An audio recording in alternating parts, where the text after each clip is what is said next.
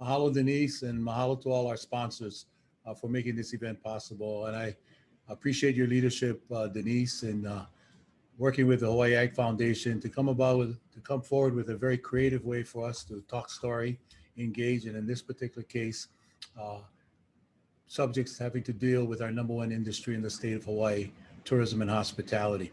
That being said, let me begin by restating a statement that I made earlier in the year in 2020 with respect to how I view this tourism pandemic that we're facing. That if you think getting through our pandemic was difficult, the challenge of carving a pathway that will lead to economic resiliency, sustainability, and just revitalizing the economy will be much more daunting and challenging. No question, tourism is our core competence. It's what we do best.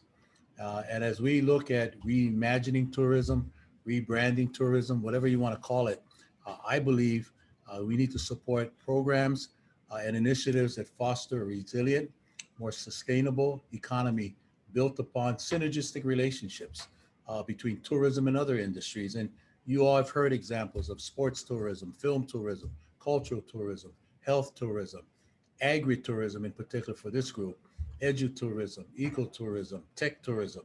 All of those industries need to, I believe, if we can integrate them into the concept of tourism and working together so that people can see us more than sun, sand, sea, and surf and spirit of aloha, or more importantly, recognize that we are a place that you can come and vacation, have a good time, but enjoy and learn and invest and be part of our community and do it in ways that we can grow with each other, and most importantly, create a more healthy, vibrant economy. That's what we want to do.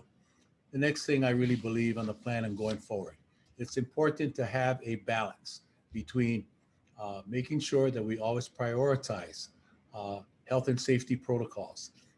But as we try to open up the economy, we also need to look at ways in which we can bring travelers back in a responsible and safe manner. So, together with the Hawaii Ag Foundation, together with the Chamber of Commerce of Hawaii, together with the Airlines for America, we have been petitioning our government officials from the governor to the mayors to see how they can tweak and make modifications to the process by which people now travel to Hawaii. We're all for testing. We can certainly live with quarantines, but we really believe that there's got to be some improvements made so that people who come here are not going to be as confused. Situations are not going to be as chaotic as sometimes as we find it, because there will be an opportunity perhaps to have a second test at the airport at DKI when you come to Oahu. There might be an opportunity to expand the waiting period by which you have to get a test from 72 hours perhaps to 96 hours. Or as the airlines are proving, maybe there's a way to provide an opportunity for people before they plane, before they board the plane for Hawaii, to be given a grace period, a window, where they'll have extra time to verify their results before they actually board the plane, with the airlines helping with rebooking. And last but not least, vaccine. Very important. There needs to be a quick distribution system that's put in place, timely distribution, if you will, that not only protects our kupuna, certainly our essential critical workers, but those who are also in the workplace, so that we can continue to have a vibrant economy supported by people who head home. The last point that I want to make before I turn it over to our next speaker is that there will always be sometimes a love-hate relationship with tourism. Sometimes people appreciate tourism for what it does.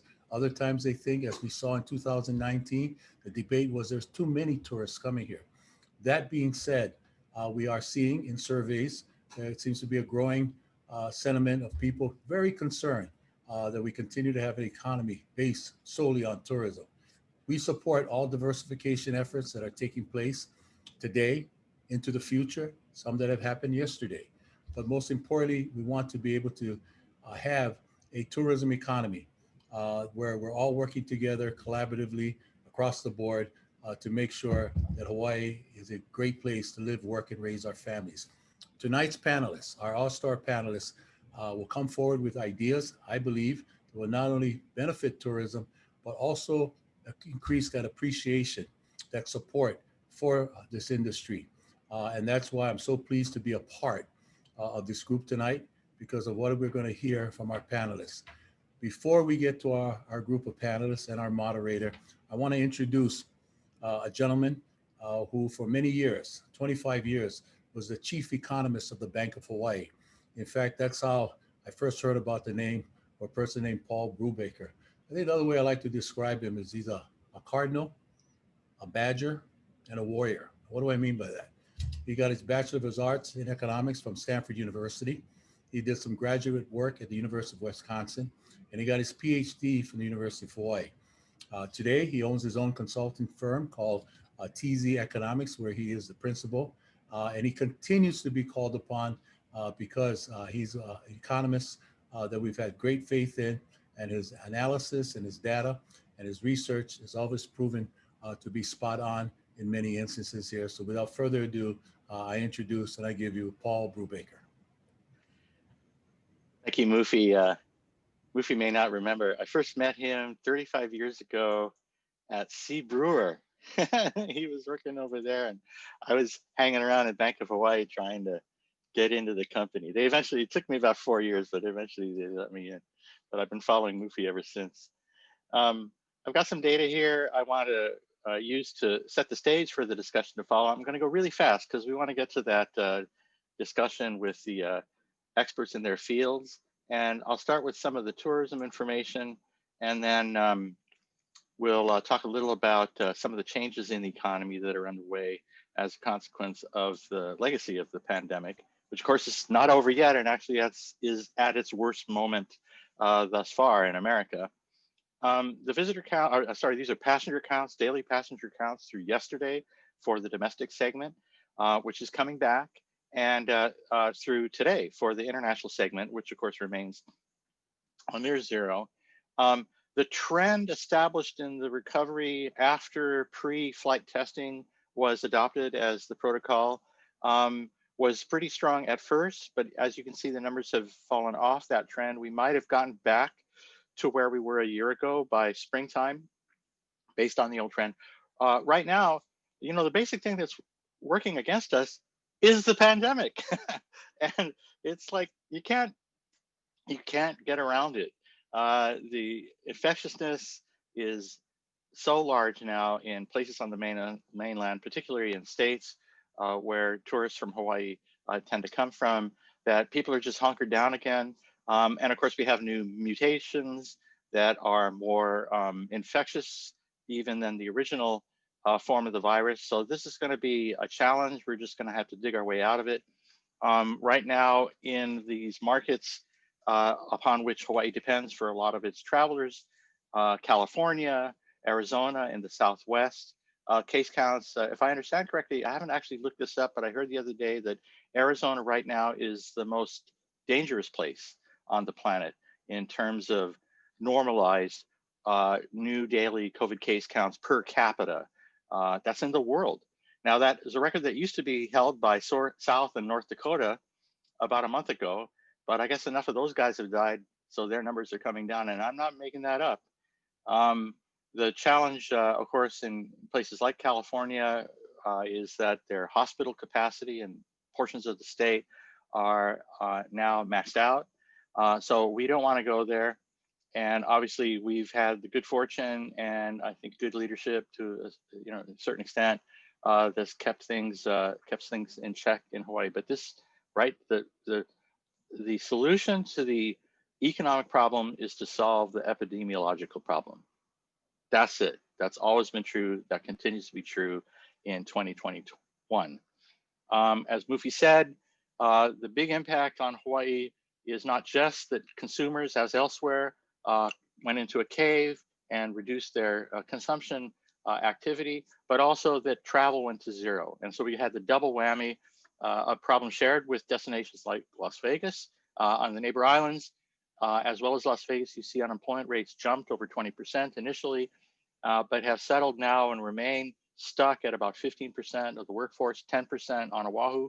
We have at least one more resilient sector, which is the military on Oahu, not shared by the neighbor islands, but we're all exposed to the tourism problem. And the particular, the particular pernicious effects of the nature of the current recession are that low income workers are have lost their jobs more intensely than high wage workers. And in fact, high wage workers, because they tend to have portable skills and can use computers and work remotely, in the national data, as you see here, are pretty much back to their pre-COVID employment levels. And so we have this bifurcated recovery where high wage workers are doing okay, but low wage workers aren't.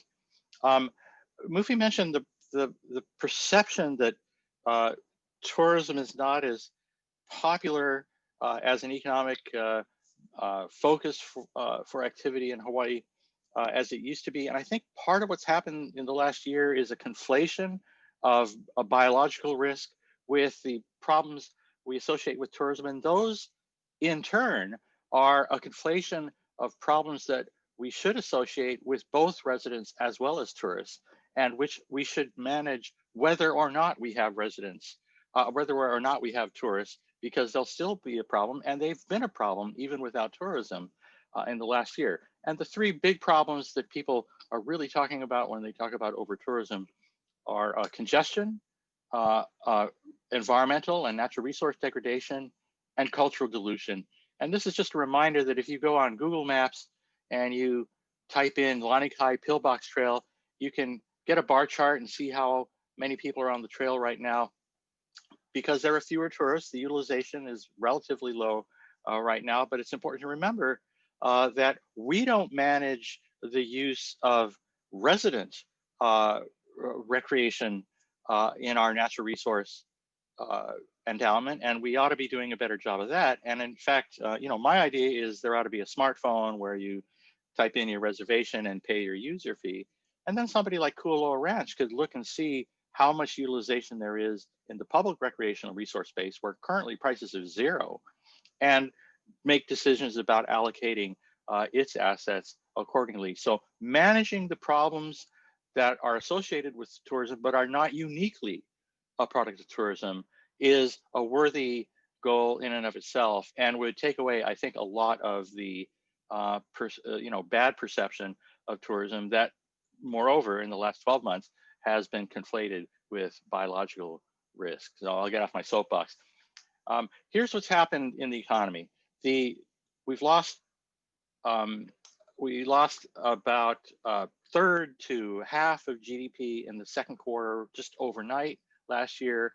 About a third came back in the third quarter. And so we're not back to where we started, but we're clawing our way out of the recession that happened, was very sharp and but relatively brief.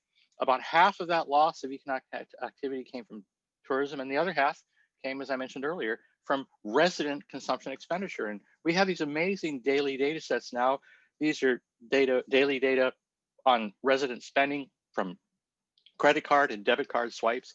And you can see a couple different things. One, the instantaneous decline when COVID first appeared in March, the recovery in the spring, and then spending has pulled back over the course of the fall and coming into the winter. Resident spending now, not tourists, as the epidemiological situation has actually gotten worse on the mainland. And even though it's not that bad here in Hawaii, the risk is heightened as a result of higher risk on the mainland and the mutation. If you look at the breakdown of spending, it tells you a lot about what people are doing. They're spending more at grocery stores today than they did pre-COVID. They're spending less in food service establishments, as you can, understand, given the nature of what you call social distancing, and even less in entertainment and recreation areas. And again, these are residents, not tourist outlays. We have smartphone mobility data that also reflect these patterns of behavioral change as a consequence of the pandemic. So more time being spent in residential settings, much less time being spent in the workplace, about a third less on average. And along with that, a drop in retail and recreation activities, because people basically go to the gym and shop, or used to, on their way home from work. And we can put together the mobility data and the spending data. We see that people spend more on groceries now than they did pre-COVID, but they spend less time in the grocery store. Again, trying to minimize their exposure to biological risk and maximize their social distancing. This phenomenon of people working at home, which is responsible for how much more time people are spending there, is really extraordinary. Nationwide, a third of all employees were sent home to work full-time sometime during the course of last year. Another third of firms sent most employees home. And when you ask workers as opposed to firms, you still find in recent surveys, that a third of workers are still working full-time at home, and another quarter are working from home at least part-time. I'm pretty sure these patterns are not going to go back to the way they were before. And a phenomenon called hysteresis, which is changes you think are temporary turn out to be permanent, will, if works out the way I'm thinking, have profound impacts on utilization of commercial real estate, such as office space and shopping malls and retail, food service, and are already having impacts in the housing market, where remote workers being liberated from their commutes are finding that they can basically work from anywhere and are moving to Zoom towns, or skipping over the suburbs to the exurbs, right? You don't have to live within a half-hour commute of your job downtown. You can go live in Haleiwa. You can go live on Maui. So some changes that have already occurred, the pendulum will swing back, but maybe not all the way. And I think it's important to remember that we've seen moments like this in the past where something changed abruptly, and then after the dust settled, we found that we were in a new economy. I think it's important to start thinking about that way, and thinking about things like tourism and agriculture, about which I haven't talked that much, as we look out over the recovery of the coming decade. And I'll stop there.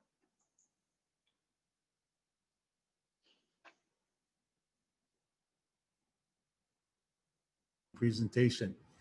I'd like to now turn to our all-star cast of panelists that represent business and finance, hotels, attractions, and airlines.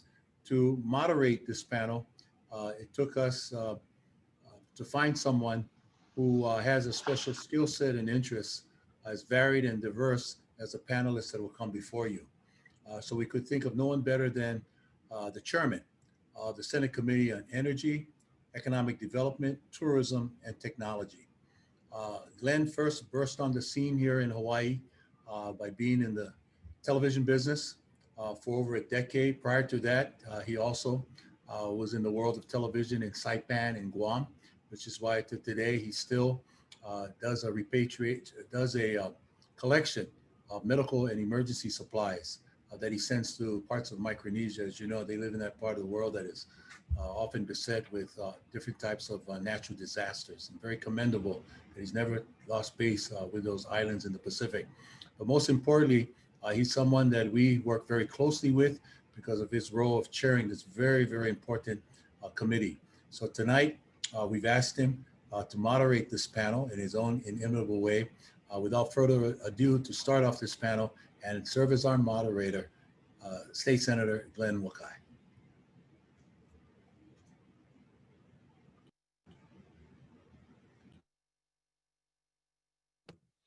Thank you, Mufi. You're always too kind. But the reality is, whatever Mufi asks, I do. That gets me places in life. Thank you, Mr. Brubaker. I always enjoy hearing your in-depth analysis because you make it so simple for those of us who are not economists to understand where we are and where we're going. But I remember one of your earlier presentations, we talked about personal income in Hawaii is actually growing, although gross domestic product is down, unemployment is up. So you would think that people's personal income would actually drop, but it's actually increasing, but people are not spending. That's why I want to send kudos to Denise Hayashi for Yamaguchi for her restaurant card, because we dropped $75 million into the economy to spur people to actually spend, not collect your unemployment checks and hoard it, but to actually spend. And I was astonished to find out 94% of the people who got the cards utilize them. So out of the 75 million that we put in there, almost 70 million was actually churned into the economy. So congratulations to the Hawaii Agricultural Foundation, and particularly to Denise for pushing that forward, because that actually helped spur a lot of spending. But we are here tonight to learn a lot more about tourism and where it's been and where it's going. And as Mufi mentioned, we have 4 highly esteemed panelists to tell us their insights from various sectors of the economy. We are going to do 3 rounds of prepared questions, and then we're going to open it up for the audience to participate and pose some of your questions. So let me take them a moment to introduce the 4 panelists. I'm going to kind of introduce them kind of as if they were boxers in a fight going 3 rounds. So we have in the west corner, who brings so much westbound travelers to Hawaii, we have Daniel Chun. He's the Director of Sales and Community and Public Relations for Alaska Airlines. He's also on the board of the Hawaii Tourism Authority. In the east corner, we have, of course, Lynette Eastman, General Manager of the Surf Jack Hotel and Swim Club in Waikiki. In the north corner, from the North Shore, we have John Morgan, President of Kualoa Ranch. And in the south, our anchor, we have Paul Yonamine, Executive Chairman of Central Pacific Bank, CEO of Central Pacific Financial Corporations. He's just the top dog at Central Pacific Bank. So as I mentioned, we're going to have 3 rounds of questions. So the first question, and I'm going to give each of the panelists 1 minute to answer this first question. As Mufi mentioned and Denise mentioned at the top, today's topic is about reimaging of tourism. Hawaii's long had been a classic tourism destination. So how are each of you hoping to see it change as we move forward? And what perhaps is in your mind are some of the ways we can reinvent the destination and our visitor industry? We go to the west corner first for Daniel Chun. Hey, good evening and aloha everyone. I really think that this is perhaps one of the most important challenges that our community will face in the next few years. So definitely not something I can cover in 1 minute. But it's something that while it's hard for any of us to view COVID-19 as a rare gift by any measure, I will say that this opportunity we have to start anew and be able to engage our community in reinventing tourism in a way that truly benefits both residents and visitors is something that really gives me hope for the future. I've always believed that Hawaii could and should serve as a model for the world in terms of sustainable tourism. And, the right term, I guess, these days is regenerative tourism. But the idea is the same. It's how do we protect, preserve, and restore our finite resources for generations to come within an industry that historically has had, some challenges in doing so. So, at Alaska, we think of sustainability as a journey. It's something that you're always learning, you're adapting, you're improving, looking at your choices through the lens of, if you'll still be here in 50, 60 to 70 years from now. So when I think about what we need to do today to be good stewards for future generations, it's very much about what the industry can do to support community and caring for our cultural and natural resources, educating our visitors and changing their perceptions about Hawaii and what it means to truly care for this place, and creating opportunities for local entrepreneurs to benefit from tourism success, as well as partnering with other economic sectors to support their growth, all while using tourism as a stabilizing force. So I'm completely over time, so I will leave it at that. And I know we will have a lot more discussion moving forward. Thank you, Daniel. We now go to the east corner for words from Lynette Eastman.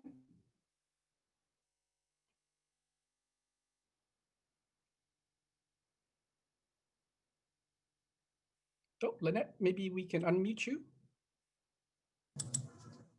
Hello, everyone. I'm really encouraged. I've been talking with our PR company on the mainland, and they tell us a lot. There's so many people that want to travel, and then so many people that want to come to Hawaii. That's encouraging to me. But I think it's really important that we have a good message that's going out, especially to our own nation. And I really think when I think of the future, I think of like Surf Jack, right? We're mid-century modern. I'm thinking, hey, let's go back old school Hawaii. You remember when you used to pull up to the gas station and you didn't even have to get out of the car. You were met by a smiling face, a white shirt, and you would just say, fill her up. And they say, okay. And they clean your windows. We got to get our service and our spirit of aloha out there, smack dab in front of people, so that when they're ready to move and start to travel, they know where to come. I do think, I know I'm out of time, but I do just want to say just one thing. We really need to, I mean, I know they do a great job at the airport, but in this spirit of aloha, we really got to start at that first get off the plane, that experience of arrival. And that's all I'll say about that. Thank you, Lynette. I certainly missed the full service gas station because otherwise that's me for my wife's car. We now go to the north corner. That is John Morgan from Kualoa Ranch. Aloha, everybody. Thank you. People talk about reimagining tourism. I start with revitalizing the existing tourism industry. I think of tourism as a patient, and the patient right now is an ICU. And before we can change him, we need to make sure he lives. That having been said, I think there are changes that we can make, and I hope there's all kinds of things that happen in the future for tourism. People love nature. They actually don't really want to go. There's not a high demand for agricultural tourism. You have to be creative. But I think people are interested in agriculture, that they're interested in Hawaiian culture. They're interested in sustainability, and all of this, I think, really resonates with the visitors and the local people. It really works well for us at Kualoa Ranch, and I think it would work well in a lot of areas. That's not to say that there's anything wrong with the great experiences that Hawaii already has to offer, like luau, CI tours, dinner cruises, and everything. Hawaii has a high satisfaction rate because all segments of the industry are good at what they do, from airlines, hotels, restaurants, shopping experiences. We have professionals in all segments of the industry who deliver service with aloha already. In our reimagined future for tourism, I see the same, with even more focus on nature, sustainability, and agriculture, and the outdoors and culture. We need the support of our local residents. We have to educate them, and we have to earn their support. Thank you. Thank you, John. Now we go to the south corner where we have Paul Yonamine, who has a perspective from the kind of the financial industry's perspective on tourism. Mr. Yonamine? Thanks, Glenn. And, I think the previous panelists kind of touched on it, but, we're in a world of hurt right now. A lot of people out of jobs. And, clearly we need to spend time on reinventing or reimagining, but more importantly, we've got to just figure out how to bring them back. And we have to assume that the vaccine and also just the overall spread that we may hit herd immunity, hopefully by the summer. We could start bringing tourists back to Hawaii, and we need to start planning now. Do we have the state doesn't have money, right? Because it's down $2 billion in tax revenue. So do we have a strong digital marketing strategy so we can reach out, to those customers, those tourists, whether they be in Japan or in the mainland? Are we ready to do that? Are we ready to provide tourists with a consistent framework on how we see health and safety measures so they can have a good tourism experience here in Hawaii? Do we understand, the markets, the customers, the tourists that we're trying to bring back here? There's been a lot of changes, not just with COVID, but a lot of demographic changes. Do we understand those things? I would argue that, it's been, 9-10 months since we've been in this, COVID pandemic. And my question would be, are we ready to bring them back to Hawaii? Are we prepared for that? And maybe we can explore that further in the panel. Thank you. Thank you, Mr. Yonamine. Yeah, you're right. I mean, tourism is kind of a 50-year-old industry, and Hawaii has taken a lot of credit for kind of creating the model for the rest of the planet for tourism. But in this day and age, we got to redo that entire model to make sure that all of us benefit, locals as well as tourists are accommodated. We'd like to now go into the next round where we have specific questions for our first panelist. And this first question is going to go to Daniel Chun. And we've seen and heard, as Mr. Brubaker had mentioned, and Mufi as well, about the negative sentiments that a lot of locals have towards the visitor industry, particularly since the pandemic started. But it was actually even before that, when we had 10 million visitors. It was a different set of pain points. So we know that people gripe about overcrowding, traffic, depletion of natural resources. From your perspective, Daniel, in the airline industry and as a community relations professional, what do you think is needed to help turn this attitude around? And what can the airlines do to help facilitate and be an active part in this change? Yeah, thanks, Senator. I think there are two important approaches to this. The first is really truly engaging community, and this includes how we as an industry perhaps haven't interacted with as many groups as we should have. So looking at those groups that say, like, for instance, the Hawaii Tourism Authority aligned with the Aina Aloha Economic Futures Declaration. Here's a very grassroots, community-driven initiative involved over 2,600 community members from across the state. Groups like that, like Hawaii Green Growth, the Sustainability Business Forum, it will allow us to be less insular and engage perspectives and support from the business community and environmental communities as well. I think the second is really making improvements that are visible and meaningful to residents. And Paul Brubaker talked a little bit about that, right?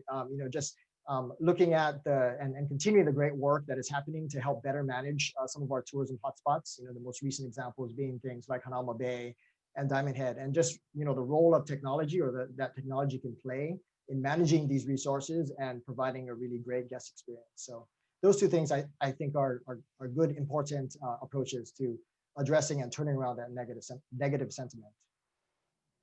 Yeah, no, thanks. That's a good blueprint for us improving and managing tourism better in the future. This question is for you, Lynette. The Surf Jack has made a name for itself as a trendy hangout spot in Waikiki, been there many times. And you branded yourself as a swim club that welcomes Kama'aina to enjoy the pool and facilities. But since the pandemic, have you seen a shift in business with more locals coming into Waikiki? And also another question, how do you think the hotel and lodging industry can better engage our local communities to change perceptions of our visitor industry? And what do you see as the biggest obstacles now, and how can you overcome them?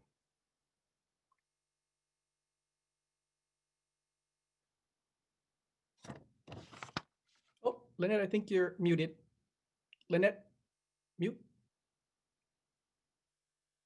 One more click. You gotta unmute me. There you go. All right.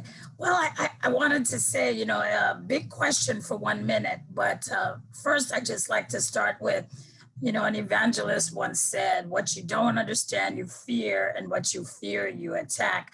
I really think how we engage local community is that we educate the community about the sum of the whole of tourism. It's not just about hotels and hotel revenues. That's a misnomer. We need to connect the dots of how, starting from booking a hotel room and how that money goes and how it affects them to their tables. I think if they're educated on how tourism, and like Mufi says, it's what we do best here in Hawaii. And as far as locals coming back to Waikiki, they're coming, but it's very difficult, which takes me into the biggest challenge, and I know I'm out of time, but the biggest challenge right now is we need to, the government, we need to stick to our plan. We cannot go stop. It has a dire effect on all of tourism, from airlines to hotels to rent-a-cars to sightseeing to people working. So we just need to stay the course. The tier system works very well. I do think the new mayor needs to look at it and make it a little bit more fair. You know, the bars haven't been open since July, so probably when they open, they're not open because there's no such thing. So we just need to kind of fix that up a little bit and keep moving forward. We had too many start, stop, including the locals coming back to Waikiki. On the last stay-at-home order, they just dried up and they stayed home. But the good news is things are moving forward nicely and slowly in Waikiki. It's not enough for all of us, for sure, but we got to keep moving forward. And like I see, 2021 will be our planning year. It's almost a throwaway year, but we just got to keep moving forward. Thank you. Sorry. Oh, no, thank you, Lynette. You're absolutely right.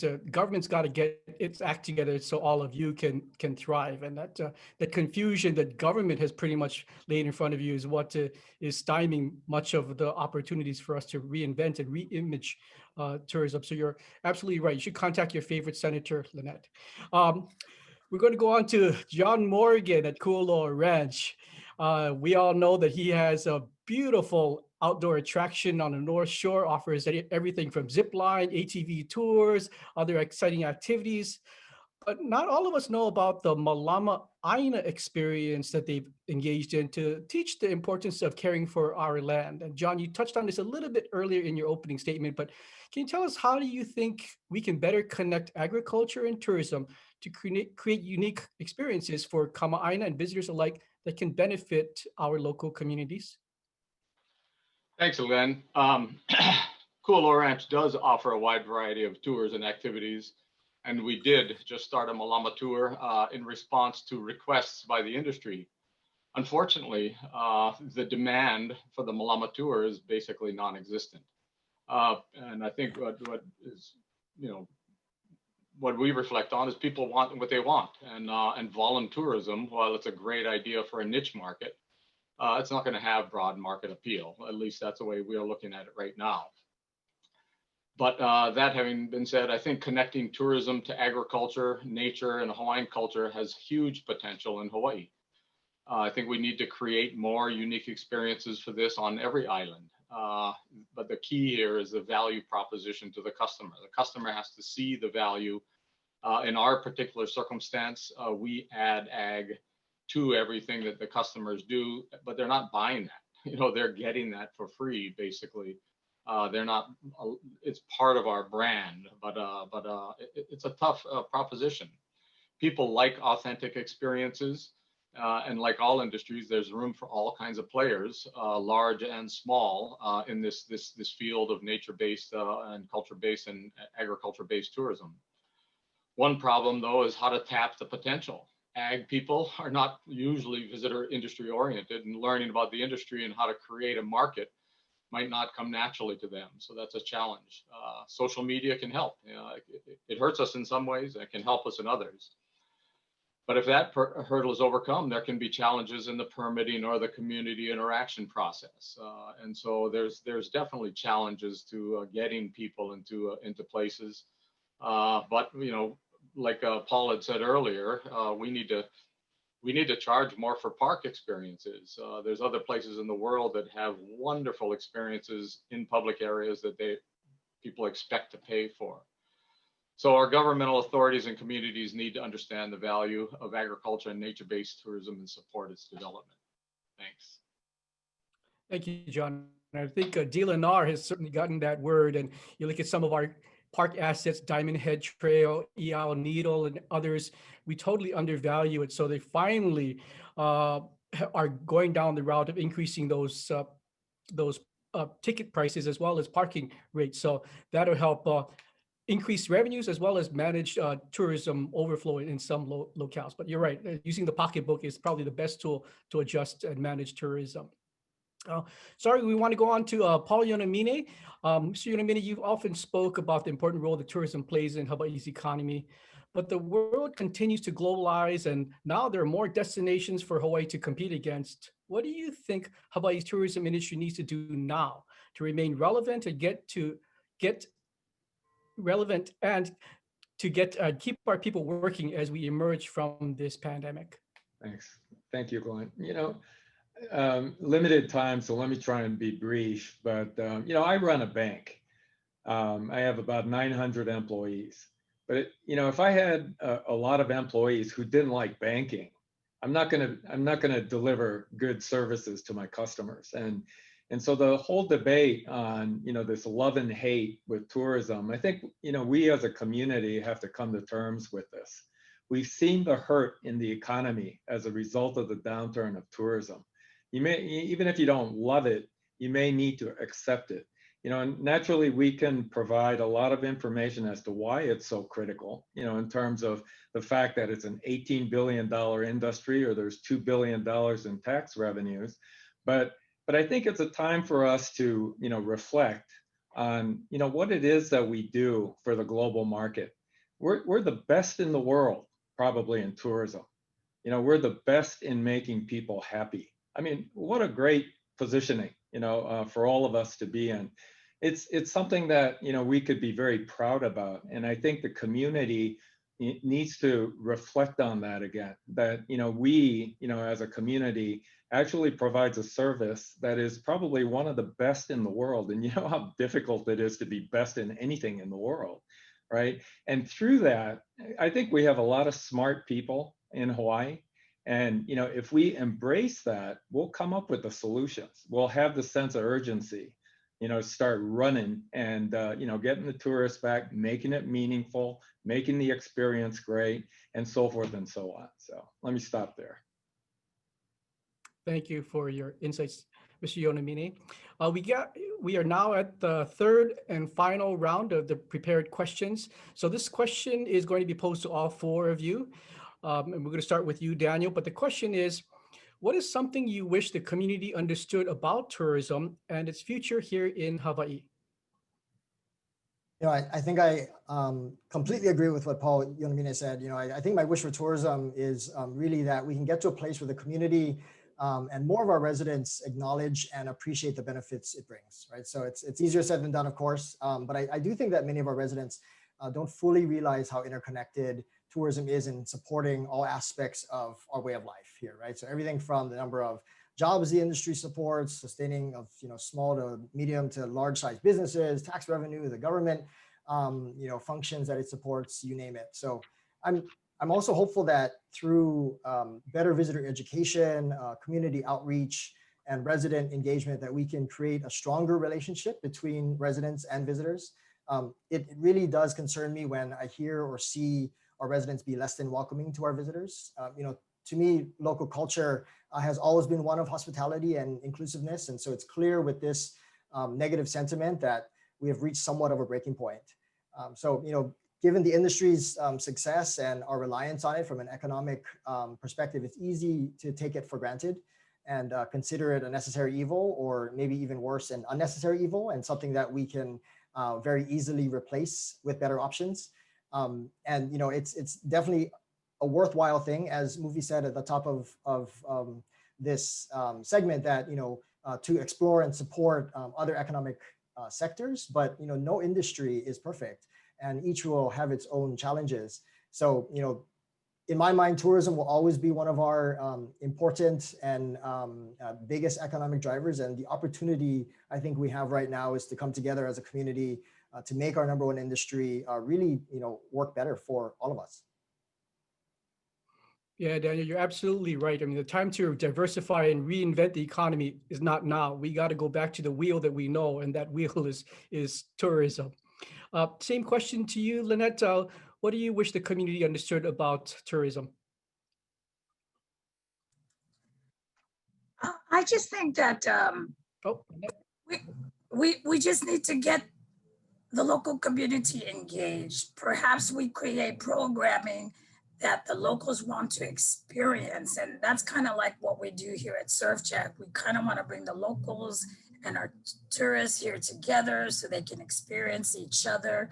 I think, the education is a really important thing, because I think there are people out there that think when we talk about tourism, we're only talking about hotels, and that's only a small part. Well, not a small part, but like HLTA, Hawaii Lodging and Tourism Association. You know, I believe Mufi's vision is that he brings home together all of the different businesses and entities as one. And truly, we would create an experience that is second to none as we come out of this pandemic and we share what we have the best of, and that's all of our people. And I think in this whole recovery out of the pandemic, it's healing our hearts, amen. And so that, you know, that all this negativity can slowly subside. Get the people involved. I like some of the questions that are coming up, and we can talk about it a little bit more later.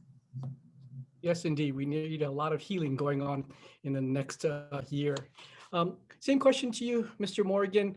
What's something you wish the community understood about tourism? Thank you. Tourism works for Hawaii. I think that's been said again and again. It creates jobs and allows people, local residents, to pursue their passions in so many fields, from management, finance, music, construction, human resources, culinary arts, whatever it is. I mean, we all have ohana that are working in the industry, and the love-hate relationship is never a healthy one.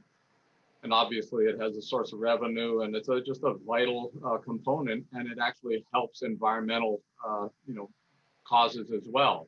Tourism is a part of us, and it's a part of our ohana. And just like an ohana, when a family member needs help and or support or guidance, we always do it with aloha, with compassion, with purpose. If a family member is down or gets too big for his britches, or has a problem, we don't disown them and we don't call them names. We don't urge other people to hate them. We do what we can to help them and support them and get them going in the right direction. We can get mad at our family members, but we don't take it public. Ohana is important, and tourism is our ohana. So we need to go forward with aloha and make our ohana strong. And we need to embrace tourism as part of our ohana and embrace a future of tourism coming from a place of aloha. Thanks. You're absolutely right. Finally, go to Paul Yonamine for your thoughts on what is something you wish the community understood more about tourism. I don't know about the community, but for me personally, I always look at the potential and the vision of what can be in tourism in Hawaii, and a lot of the negative discussions that precede us often, in terms of overcrowding, too many tourists. I don't think it's just a result of the tourists coming here. We're not managing it correctly many of the times. I mean, we have a real gift in having so many tourists that are interested and have this affinity to Hawaii. If we can take the control back, we manage this process correctly. We use more technology, digital marketing and analytics, so that we define how we want tourism here. We define what kind of tourists we want to come to our islands. Maybe people who have a propensity to spend more money, or people who can really appreciate our culture, for example. And then even projects, infrastructure projects like we have today, like in rail, for example. I mean, yes, it's significantly over budget, but folks, it's going to get done. Then you have a bunch of stations with the potential of additional tourist destinations, so they don't have to overcrowd in Waikiki. You can disperse them, and maybe we could take on more than 10 million a year. Wouldn't that be something?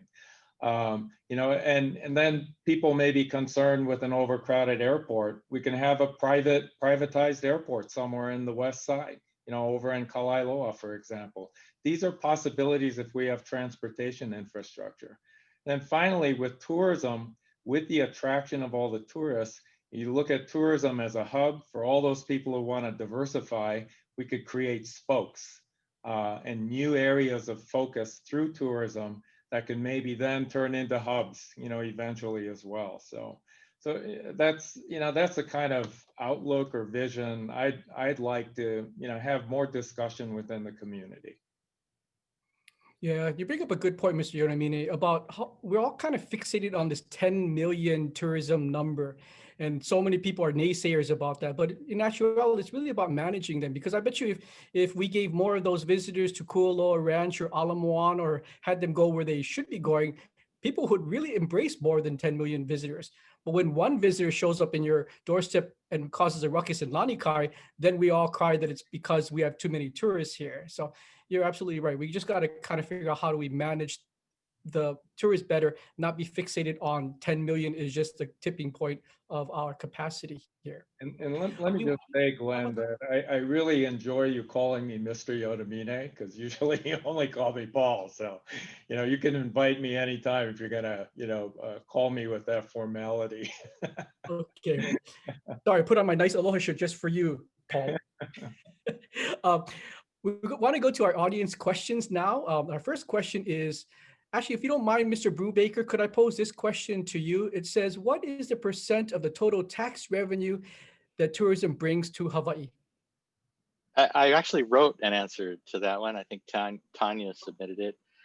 Tourism is somewhere between 15 and 20% of the economy, and the tax revenues, we tilt the tax structure to be a little more exportable, to harvest its potential to contribute to the tax base.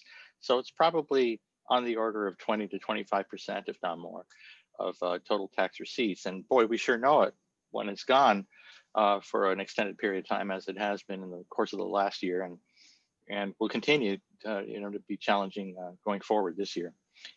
So I do think Lynette raised this point earlier. There's a bunch of us, we're all hiding out in our cave here, and I'm ready to jump on a plane after everybody else gets vaccinated. I'm going to get vaccinated as soon as possible. Monday would be great, but there will be a moment where we can turn that light switch on. And brother, I'm good to go. Let me tell you, I'm going to be on Alaska Air. Boom.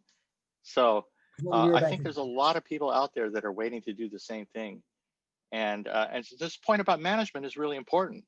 When the screaming hordes come back, we best be managing it, because we weren't managing it before. Let's take the time we have now to put better instruments and protocols in place so that it doesn't seem like it's out of hand. It's better for everybody. Anyway, I'll stop. Thank you.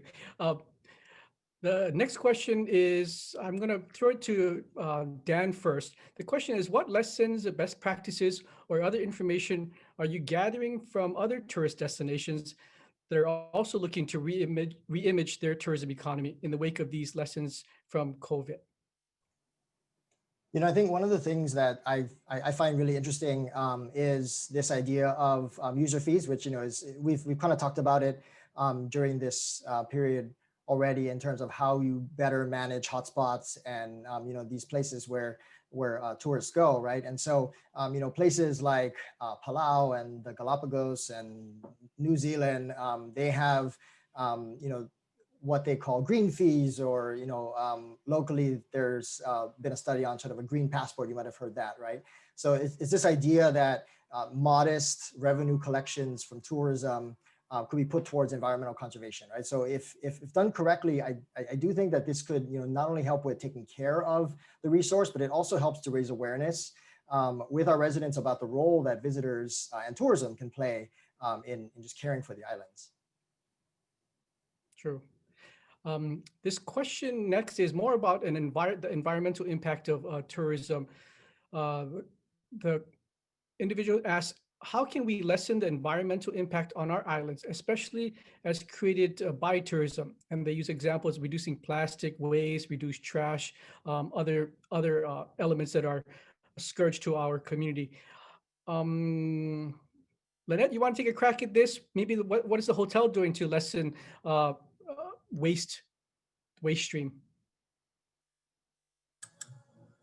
Well, I'm so glad that although it was postponed, that the plastic law is going to be in effect shortly. the hotel itself is using all biodegradable plastics. And as far as trash, we don't promote newspapers, any of that kind of thing. We like to keep everything concise and compact. And we're always open to new ideas and technology to help us be more friendly to the earth, friendly to the Aina.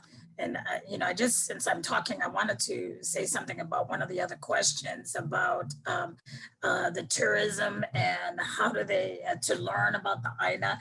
The Surf Track has always been about connecting the locals and the tourists. And it would be fantastic if there was a global Waikiki type of movement that could take our tourism guests out to Kualoa Ranch or wherever it is, the Poi Ponds. They would have a much better understanding of what we're trying to do in Hawaii for our land. And it is totally doable. We were doing something like that pre-pandemic. So yes, and sorry to go ahead, but I figured since I was talking, I'll just talk about it. No, you're absolutely right. I mean, we got to focus on our strengths. I mean, we're not Las Vegas. We don't need to do Las Vegas shows here.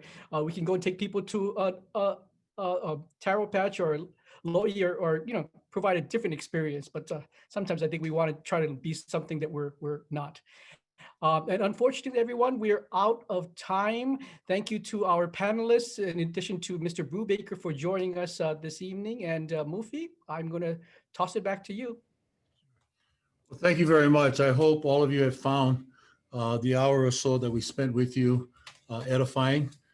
Certainly, I'm very, very proud of the group that came here tonight. I called each of them individually to be a part of this panel. They did not hesitate. They were willing to come forward and share their mana'o with you. So I agree that they didn't disappoint. I should say I would like to declare that they didn't disappoint us. So let's all just kind of give them a round of applause from where we're sitting so they can feel the love, feel the aloha for their contributions tonight. So thank you, Paul. Mahalo, John. Mahalo, Lynette. Thank you, Daniel. And thank you, Senator Wakai. We look forward to your leadership in the Senate. Certainly you got your hands full, and we're looking for ways that we can collaboratively help each other. Paul Brubaker, my buddy from Sea Brewer days, thank you for reminding me of that. And you certainly also didn't disappoint us with your very telling comments and statistics that you shared with us of the overall economic situation of Hawaii. Last but not least, I want to say thank you to Denise Hayashi, who's become Denise, how many times do we text each other a day? 2 or 3 times? Yeah, at least that many times.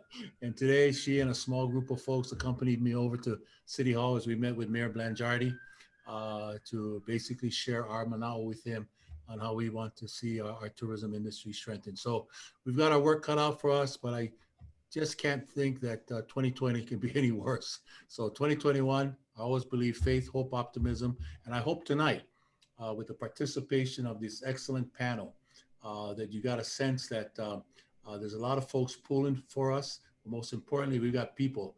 And as I said at the beginning of this program, tourism is our core competence. It's what we do best. I put up our experts here, our management people here, our workers here, our frontline employees up against anyone else in the world. We know how to do it. And now we have to make sure that we do it best for our people who call Hawaii home. Mahalo. Aloha keakua, and thank you for joining us tonight. Denise, back to you. Thank you, Mufi. And thank you to the Hawaii Lodging and Tourism Association for partnering with us on tonight's episode of Eat, Think, Drink. This was a great discussion, and I think it's safe to say that all of us are looking forward to a better and brighter new year ahead.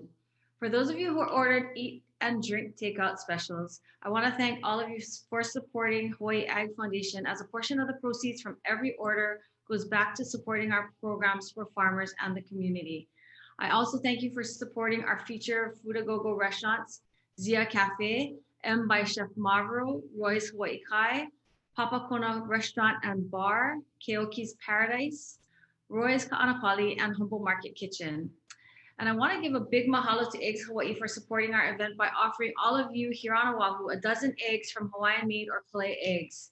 We'll send out an email with more information on how you can collect your eggs. On behalf of the Hawaii Agriculture Foundation, mahalo for joining us and enjoy the rest of your evening. Thank you.